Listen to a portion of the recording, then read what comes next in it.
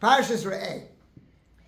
This is a continuation of Moshe Rabbeinu's speech, in which he's beginning now to move into the different mitzvahs. We're going to get the end of Parshas Re'eh. We have the repetition of all the kashrus laws and the dinim of the Yom Tovim, right?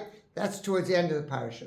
The beginning of the parasha, Moshe Rabbeinu is continuing with his speech, in which he is telling the people, Rabbi, right, you got to be very careful. You're going to chase out the goyim.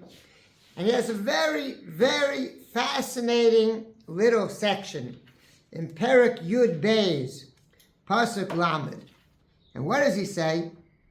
He says, Yishamer lecha, pen tinakesh achrei machrei shtamdami penecho, pen tidrish le'eloheim lemor, echa yavdu agoyim elis Eloheim be'esa ken gamani.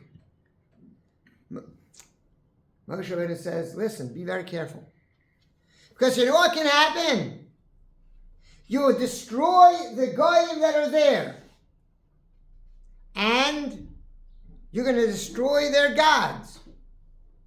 And afterwards, what you're going to do is going to say, how did they serve their gods? I'm going to do it that way too. Very strange thing. You just destroyed their gods. You're going to go and do the same thing. Many, many, many years ago, my Rabbi, Zechatzad Gevrachu, Rabbi Yaakov Weinberg, was after his Rosh Hashiva of Ner Yisrael. He said, there's a very fascinating thing. It's a teva of people. When you see something that you consider terrible, and you might go ahead and take a violent reaction and destroy it.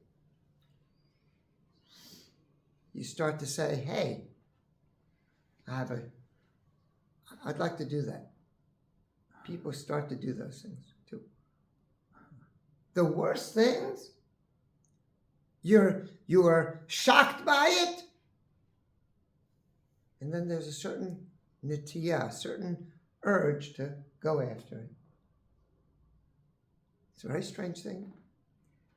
In the tens of years since I heard that from my Rabbi, I have observed it in life, and it's true.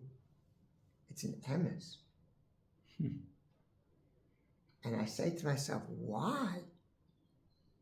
Why does it happen?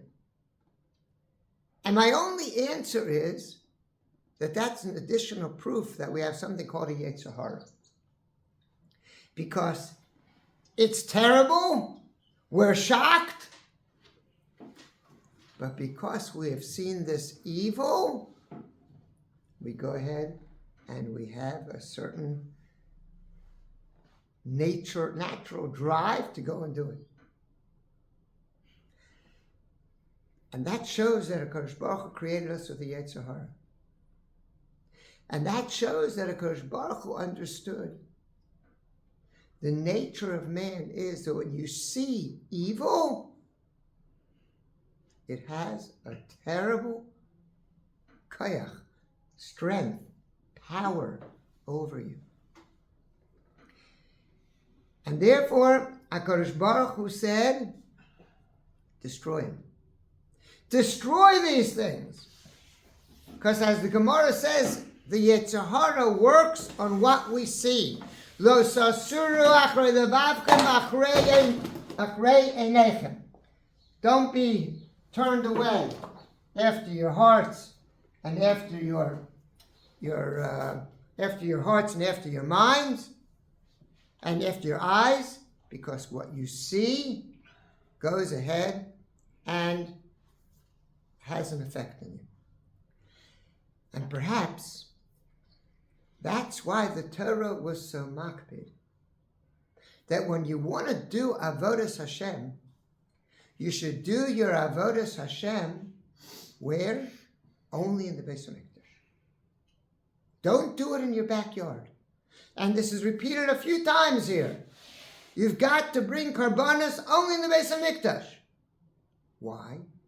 Because if we're going to allow you to, if Torah would allow us to do our Avodas Hashem where we wanted to do it, then a person might say, whoa, that's a nice way of doing things. This is a nice way of doing things. And you start to do your Avodas Hashem in ways that are very negative. And therefore the Torah says, you want to do your Avodas Hashem? Go to Yerushalayim, go to the Beis HaMikdash, where the Sanhedrin sits, and the Sanhedrin will tell you the way you're supposed to live, and the Kohanim will tell you how you're supposed to serve Hashem.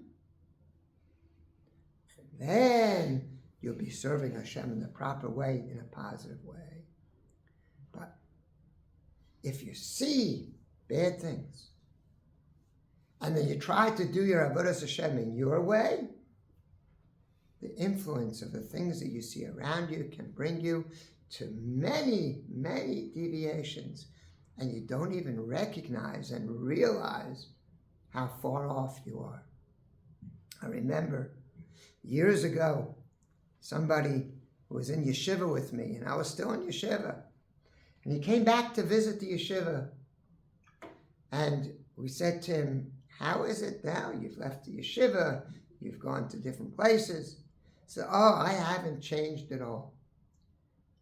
And I laughed, because I looked at him. You could see the change, the way he dressed and the way he looked. And he said, oh, I haven't changed. The person doesn't realize. You're taken up by things around. You take on those characteristics, and you don't even realize. Today, what is the safeguard to make sure that we do the Avodas Hashem in the proper way? We have to maintain our ties with yeshiva, with Torah, with a shul, with a kehillah, with a rav. When you have those authorities who are always there to give you the proper mahalach, then all the influences, and in our world, there are myriad influences that are around us that can influence us to do things in the improper way. Before the Yetzer Hara chaps you on things that you beforehand would have considered abhorrent, and that you go ahead and there's a natiyah to do it, maintain the ties will make sure that you keep true to the proper way of Avodas Hashem.